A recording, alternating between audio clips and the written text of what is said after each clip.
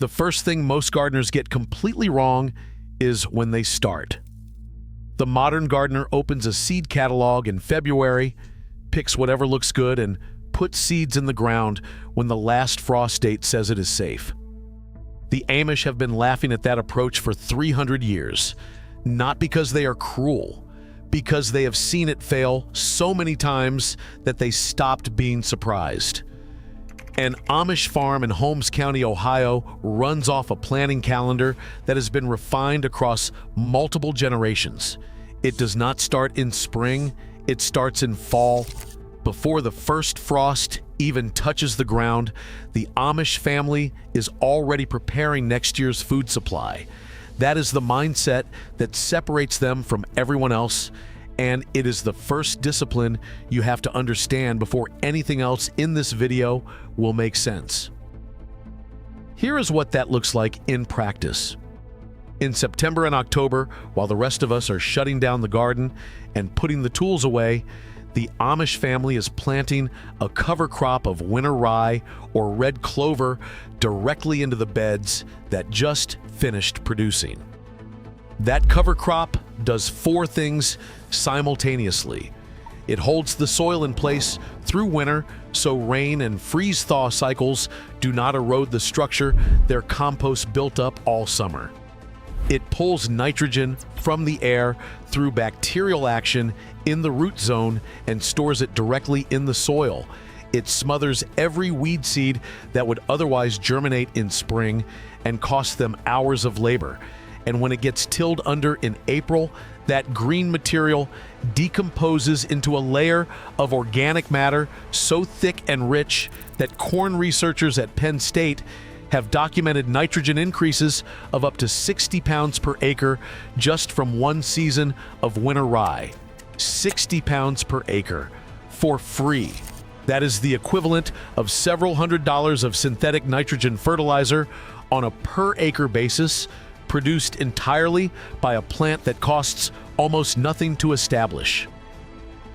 The Amish farmer I spent time with in Lancaster County told me that his grandfather said the same thing to him that his grandfather said to him. He said the land does not need you to feed it. The land needs you to stop starving it. Modern gardeners starve their land every fall by pulling everything out, leaving it bare, and then trying to fix it with bags of product in spring. The Amish begin feeding the land the moment the season ends. That discipline, that calendar shift, is what makes everything else possible. But here's the thing no one talks about. Starting early means nothing if your soil cannot hold what you give it. And almost no one outside Amish country understands what the Amish actually do to build soil that works. The second secret is not about what you add to the soil, it is about what you stop removing from it. Walk onto an Amish farm in Lancaster County in late summer and look at what is growing between the rows of corn. You will see something that would make a conventional farmer uncomfortable. You will see clover. You will see small patches of what looks like weeds. You will see the ground covered in organic matter instead of bare dirt. A conventional farmer sees inefficiency. You will see the ground covered in organic matter instead of bare dirt. A conventional farmer sees inefficiency. The Amish farmer sees the bank account. Every piece of organic material that stays on the surface of the soil feeds the billions of microbial organisms living in the top 6 inches of that ground. Those organisms are the actual engine of fertility. They break down nutrients into forms plant roots can absorb. They build the physical structure that lets water move in instead of running off. They produce compounds that suppress disease and protect roots from pathogens. When you strip the soil bare, pull every plant out by the roots, and till deeply every spring, you are destroying that engine. You are burning your own bank account to buy something that was already there. Research published through Penn State Extension documented that Amish farms in central Pennsylvania had measurably higher levels of soil organic matter than neighboring conventional farms on the same type of land after the same number of decades in production. The numbers were not close. In some cases, the difference was 3 to 4 times the organic matter content.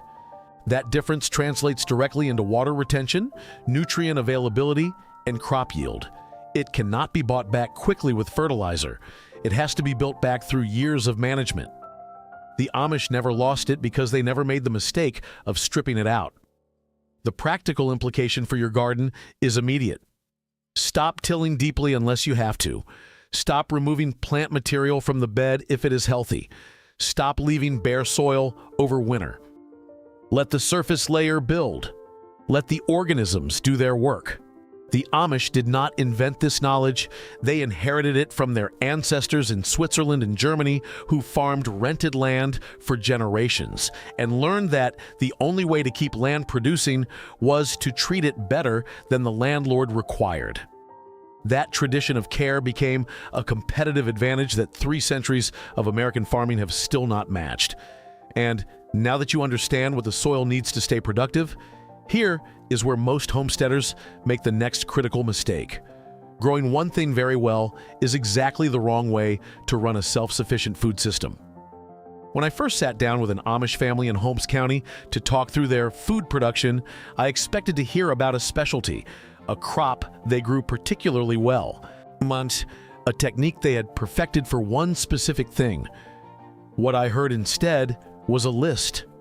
Corn and beans and squash in the field, a kitchen garden with 30 or 40 varieties of vegetables, fruit trees along the fence line, chickens running in the lower pasture, a dairy cow, hogs that ate the whey from the butter making and the scraps from the kitchen, bees in 2 hives near the apple trees. That is not a farm. That is a closed-loop biological machine. Every piece feeds every other piece. The chicken manure feeds the garden. The garden scraps feed the chickens. The dairy cow produces milk, butter, and whey. The whey feeds the pigs. The pig manure feeds the compost. The compost feeds the garden. The bees pollinate the fruit trees. The fruit trees produce food and wood. The wood ash from the stove goes back into the garden as a mineral amendment. Nothing leaves this system. Nothing is wasted. Nothing has to be purchased. The average American food budget of $3,700 per year for a family of 5 is spent largely on energy, transportation, packaging, corporate margin, and the inefficiency of a food system that moves products thousands of miles before they reach you. The Amish family bypasses every single one of those costs by producing the same calories at the point of consumption with inputs they generate themselves. Here is what Cornell researchers found when they studied diversified small farm systems similar to the Amish model. A mixed operation combining vegetables, small livestock, and perennials on less than 5 acres produced more calories per acre than conventional single-crop operations on much larger parcels when the full nutritional output was counted. The Amish have known this for 150 years.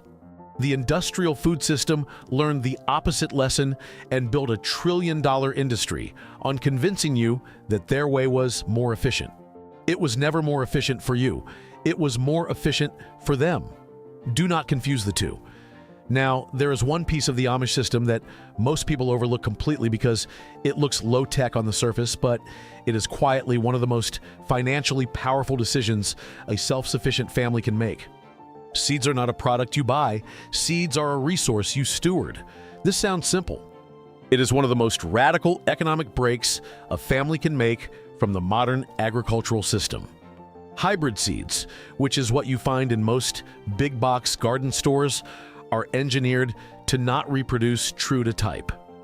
If you save a seed from a hybrid tomato or a hybrid corn variety, the offspring plant will not look like the parent.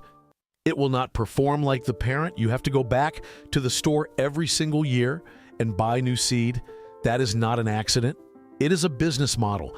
It has been the standard business model in commercial seed production since the mid-20th century. The Amish rejected it.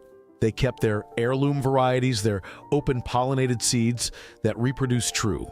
Their beans and squash and melons and corn that have been selected on that specific land for multiple generations. Those seeds are adapted to the local soil, the local disease pressure, the local weather patterns. They germinate better in that environment than any commercial variety could because they have been selected by nature specifically for those conditions year after year for decades. What does that mean financially? It means zero. Zero seed cost every single year, forever. A family that maintains 20 or 30 heirloom varieties in proper storage can produce every seed it will ever need from its own harvest. The only cost is the knowledge of how to select the best seeds from the best plants at the end of every season, dry them properly, and store them correctly. The Amish store their seeds in paper envelopes, inside glass jars in the root cellar. The root cellar maintains a cool, stable temperature and low humidity year-round. Those conditions alone extend the viability of most vegetable seeds to 4, 5, even 7 years. They also add wood ash from the cook stove directly to certain seed containers, a practice that has been documented in Amish communities in Ohio for at least 3 generations. The wood ash absorbs residual moisture, naturally repels weevils and seed moths through its alkalinity, and provides a mineral residue that some researchers believe may actually improve germination rates in certain varieties by altering the immediate chemical environment around the seed coat. That wood ash technique is not in a single mainstream seed-saving manual. I have checked. It is Amish community knowledge passed from grandmother to granddaughter in the same root cellar, in the same jar, for 100 years. And this is where the system you have been building toward in this video comes together, because what I'm about to tell you is the technique that holds all of this together, the missing piece that most modern homesteaders never find. And I have never seen it in a gardening book, not in the Rodale guides, not in the homesteading literature, not in the sustainable agriculture manuals from Penn State or Cornell. What I found it in was a conversation with an Amish woman in her kitchen in Lancaster County when I asked her what her grandmother used to do with the leftover liquid from the butter churn. She told me they poured it on the garden. Let me explain why that is one of the most sophisticated soil management decisions in traditional agriculture and why your store is not going to sell you the information to do it yourself. Stars. When milk is churned to make butter, it separates into butter and buttermilk. When milk is cultured to make cheese, it separates into curds and whey. Both byproducts are rich in lactic acid bacteria. These are living organisms, billions of them per teaspoon, the same class of bacteria that power fermentation, that populate healthy soil, that break down organic matter into plant-available nutrients, and that outcompete pathogenic organisms in the root zone when their populations are large enough.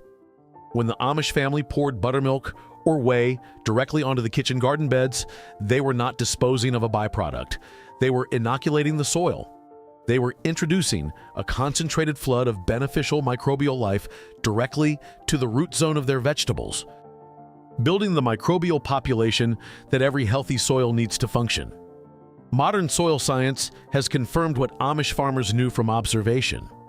Research now shows that lactic acid bacteria in the soil produce compounds that suppress root diseases, improve the solubility of phosphorus and calcium, and stimulate the production of compounds called mycorrhizal networks that dramatically improve a plant's ability to find water and nutrients, even in stressed conditions. An Auburn University study on soil inoculation with lactic acid-based cultures documented measurable improvements in plant health and yield at concentrations far lower than what a weekly buttermilk application would deliver. You do not need to have a dairy cow to do this. You can use plain whole milk, unsweetened. You can use full-fat yogurt diluted in water. Yeah. You can use kefir. Any live culture dairy product contains the bacteria you need. The Amish used what they had in abundance. The principle transfers to any household that can purchase or culture a fermented dairy product. The application is simple.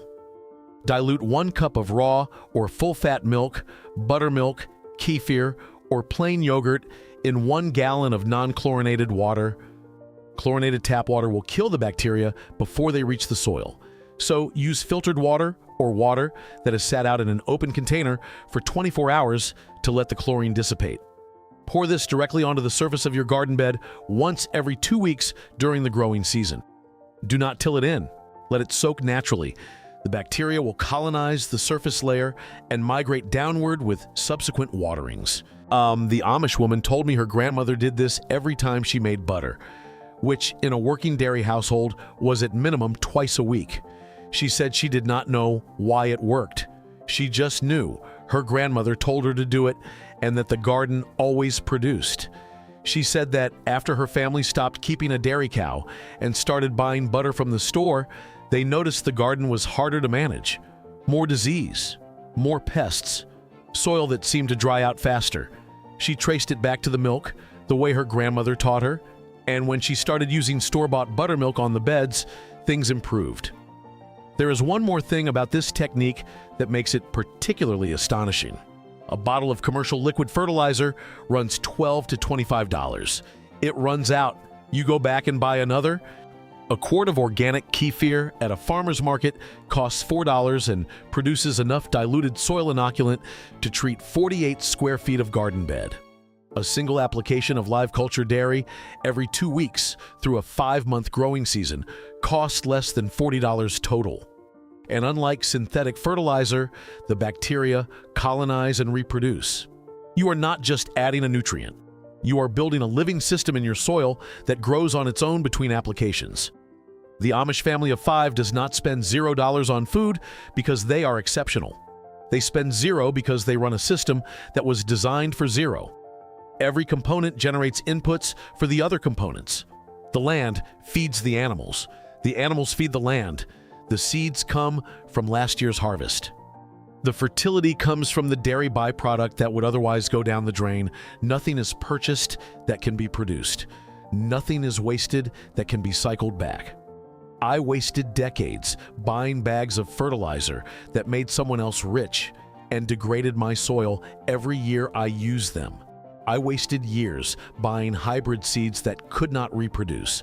I wasted year after year doing things the way the stores wanted me to do them because no one ever sat me down and showed me what a closed system actually looks like.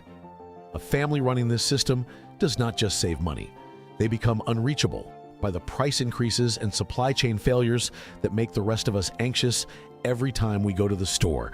They have something the industrial food system cannot take away because they built it themselves with their own land, their own seeds, and their own knowledge. If you're the kind of person who believes that genuine food independence is possible and that the knowledge to achieve it has been quietly available for 3 centuries in communities that never needed to advertise it, then you already know what you have to do with what you learned today. I want to hear from you. Did you know about the buttermilk technique before this video? Leave a comment below and tell me how long you have been gardening and whether you have ever tried inoculating your soil with a live cultured dairy product. I read every comment and I want to know if this is new to you the way it was new to me. This channel exists for one reason. Every system we uncover, every technique we pull out of Amish community knowledge and traditional agricultural practice is a system that can make your family less dependent on things you cannot control. If that matters to you, do not let the next video pass you by. The next system we are releasing covers how Amish families extend their growing season by 12 weeks without a single piece of electrical equipment, and how that extension changes their food production math entirely. Hit subscribe right now. If you leave without subscribing, that video will pass through your feed without a signal, and you will not know what you missed until next winter when your garden has already shut down and theirs has not.